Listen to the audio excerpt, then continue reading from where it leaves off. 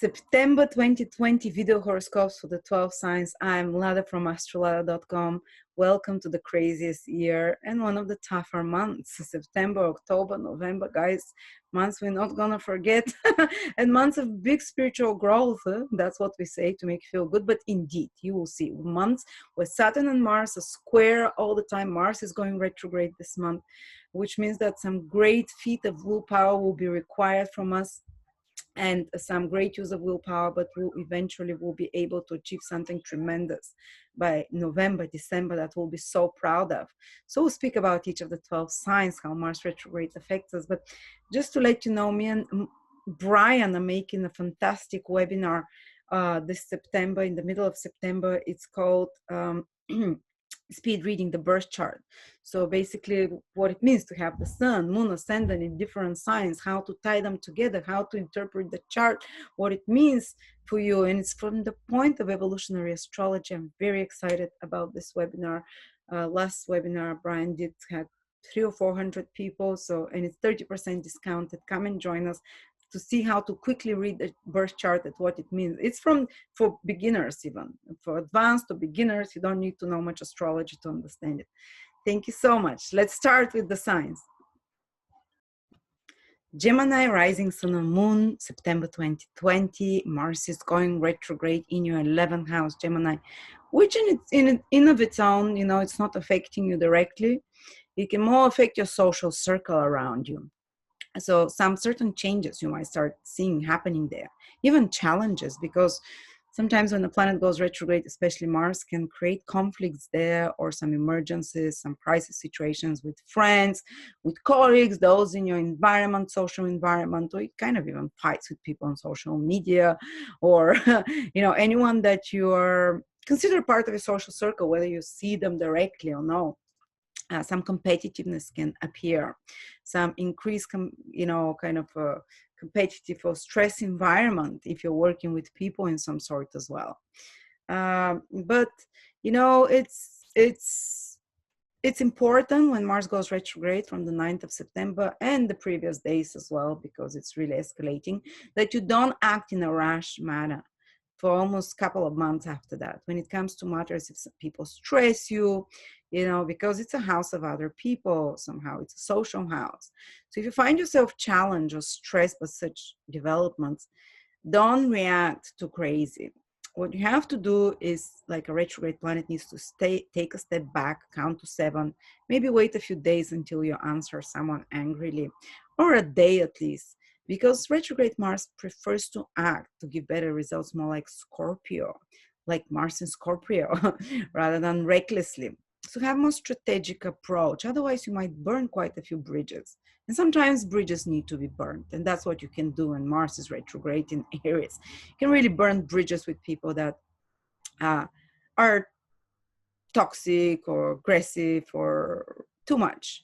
But if you do it in a way that is hurtful, in a way that is that there is no forgiveness there, what happens is you tie yourself karmically again to those people in the future, or to such similar circumstances to repeat again. So if you're about to burn some bridges, I say again, do it in the most strategic possible way. Do it in a way that does not hurt people. Do it in a way that is, I would say, forgive them, to talk with them and say, maybe for this current period, I need to withdraw myself, you know, away, and you know, I have nothing negative about you. I've moved, I've forgiven, but it's you know, rather than doing it in a way to make them feel bad, you did this to me, you know, yeah. So there are other ways. There are ways to do it and to disconnect yourself. I don't stay in toxic, you know, social environments if it's happening, but or ones that disturb you. But just as I said, try and do it in a gentler way. On another level, the 11th house is that if you have certain projects and goals, because the 11th house rules long-term goals and dreams, it's a very productive house where you're putting a lot of efforts towards your future goals and socio-economic goals, its gains and earnings as well. It's a very business house as well. So with Mars retrograde there, you might a retrograde planet requires you to use 3 times more exertion and effort to make things happen. But the good news is that this 3 times more efforts give 3 times more lasting and powerful result at the end. So you might be required for the next 2-3 months while Mars is retrograde to work slowly and laboriously with 3 times more willpower and effort, with more stress than normal on some long-term goal and project of yours. There will be certain delays and blockages. Mars is being squared by a lot of planets. You can feel frustrated at times, but if you apply this Mars soldier-like self-discipline and willpower to a higher level than ever before in regards to your projects and goals, you can have really, by the end of this process, by probably the end of November or December, you can become way more gainful. For example, you might have worked on some project, achieved some business project or whatever, some network situation or promotional, because the 11th house is to reach more audience or clients, but while Mars is retrograde, you might have to fix it, edit it, go over it a few times, over and over. That's where the frustration is, that's where the willpower is required. But the final results, and I always want you to keep your eyes on the final goal, is that so you don't lose it while Mars is stressing people out in the retrograde phase, is that at the end you can have a way better product, for example, or you can have, if you were working with a group of people, colleagues or whatever, because the 11th house, so if your social environment is stressing you out a lot, or some business project, again, as they said, or socio-economic goal of some sort, no matter how stressful it is, know that the final result can be 3 times more lasting and powerful. You might have fulfilled some long-term goal and dream of yours with willpower like you've never had before, that you'll probably see the results of in December, probably November, December. So keep that prize at the end. More gainfulness, it can lead you to have more gainfulness materially, more rewards of some sort eventually. But first is the hard work that has to be put in, the challenges overcome. It can also be like a preparatory plan for a couple of months while Mars is retrograde on some bigger marketing campaign if you want to reach more audience. And it can feel frustrating. You have to redo it, and you shouldn't be impulsive to release it too fast, because some problems can appear, or even releasing a business of some sort or a business product. It's more like things might get delayed there, so you perfect it more, which is Mars is the perfecter, wants to improve things, to fix them. Um, uh, all right, so 11th house is older siblings as well. For some of you, there might be some stresses there that are happening. All right, some project you're doing with friends or acquaintances or like-minded people, they might get some delays or need to be revised or require extreme 3 times more efforts than other times. But again, the final result can be extremely good. And Saturn is creating a square to Mars from the 8th house. So there can be some blockages, some delays because of finances, resources, mutual finances and resources, lack of cooperation and support from others to some extent as well. Of stresses can be coming true because of a partner's financial situation that is putting tension on you and some, inflaming you a little bit as well, inflaming the situation. But again, this is also temporary. Mars will start moving direct from October, from the end of September. Problems, if you've had problems with taxes, insurances, inheritances, difficult financial situation, especially in connection to investments or your partner. I know a couple of Geminis that with Saturn transit the 8th house, their husbands can't work now. Gemini rising people, their husbands can't support them or something happened and they're feeling frustrated about that. And there is good news. Saturn starts moving direct in your 8th house from the end of September. So this is more a prediction towards October for you, Gemini, that if there's been any such blockages there, you start feeling them unblocked from towards the end of September, and they start moving forward. And another good, there's some support for you. Venus is in your 3rd house, so for the most of September. So whatever Venus is, we get some support, help. It's temporary, but again, it helps It's from the third house.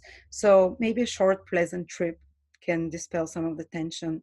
Also, if you're having problems with friends, which is Mars in the 11th house. I remember when Mars went retrograde in my 11th house, basically this a week before that already, I had the biggest fight with a friend I've ever had. She basically kicked me out of her house and something, and uh, she had her own issue, and I was like my best friend, and I was visiting her.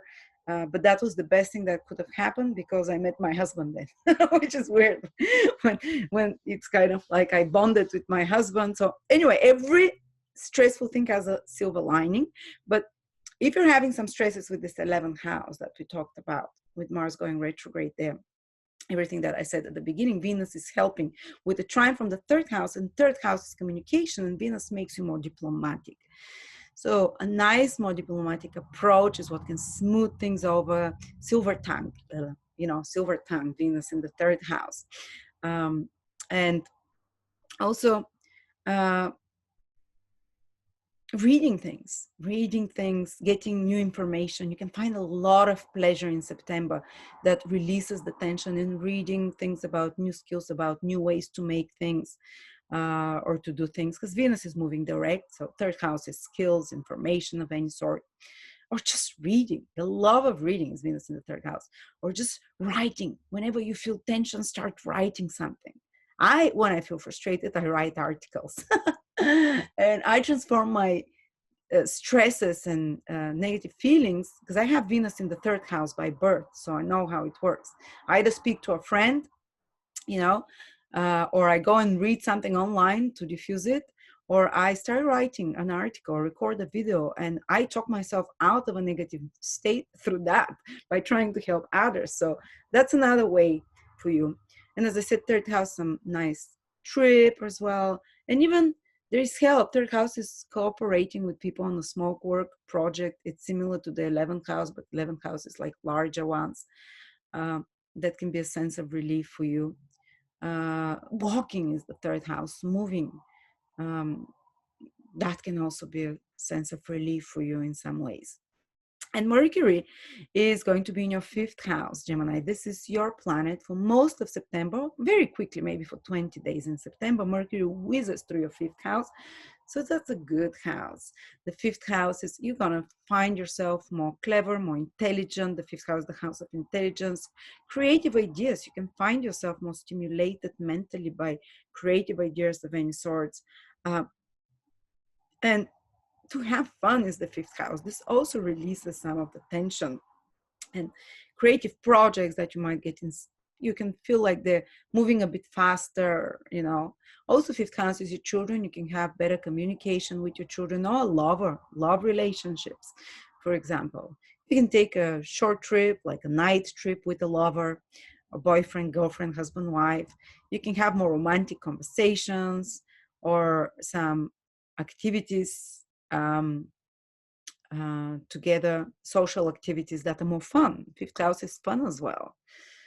All right, so there is support for you. Don't worry.